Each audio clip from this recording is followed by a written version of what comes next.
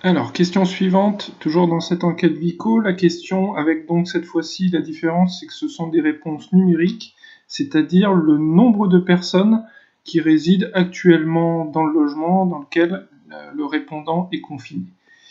Donc, je passe assez vite sur la mise en forme du tableau. Ça, il n'y a pas trop de changement, je pense que vous commencez à savoir le faire assez rapidement. J'ai pour habitude de toujours mettre en couleur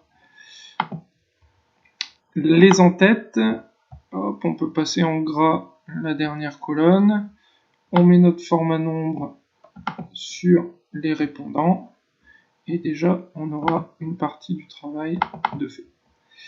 Ensuite, comme d'habitude, on regarde le pourcentage de répondants. Alors, je n'oublie pas de faire la somme avec le sigma, le nombre total de répondants. Le pourcentage de répondants pour chacune des modalités en fonction du nombre de personnes. Donc là, pareil, maintenant c'est exactement la même chose à chaque fois. Effectif de la modalité sur effectif totaux. Et je mets un dollar devant le 18 pour pouvoir recopier vers le bas.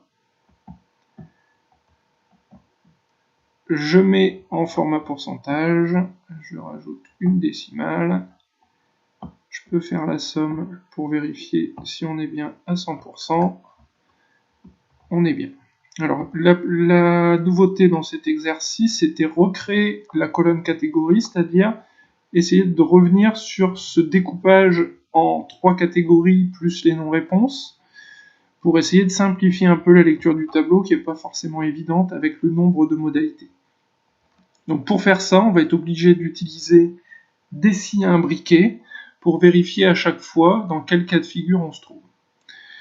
Le conseil que je peux vous donner, quand on fait ces scies imbriqués, la première chose c'est de vérifier si on est dans le cas d'une non-réponse, parce que c'est un cas qui est un peu à part, ce n'est pas numérique, donc on va traiter d'abord ce cas, et ensuite on fera les tests pour voir le nombre de personnes résidentes.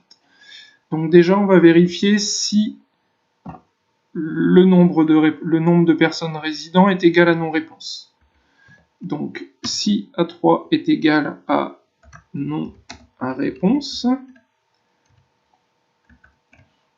alors je veux que la catégorie soit non-réponse.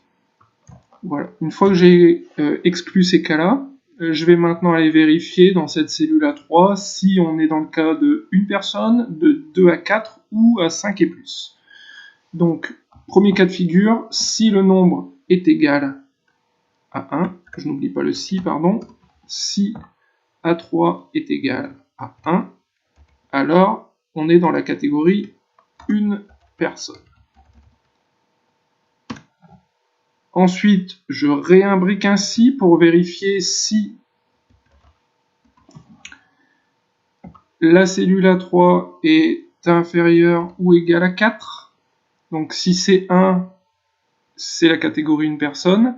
Si on est inférieur ou égal à 4, ça veut dire qu'on n'est pas 1, mais qu'on est 2, 3 ou 4. Donc c'est ce qui correspond à la catégorie 2 à 4 personnes.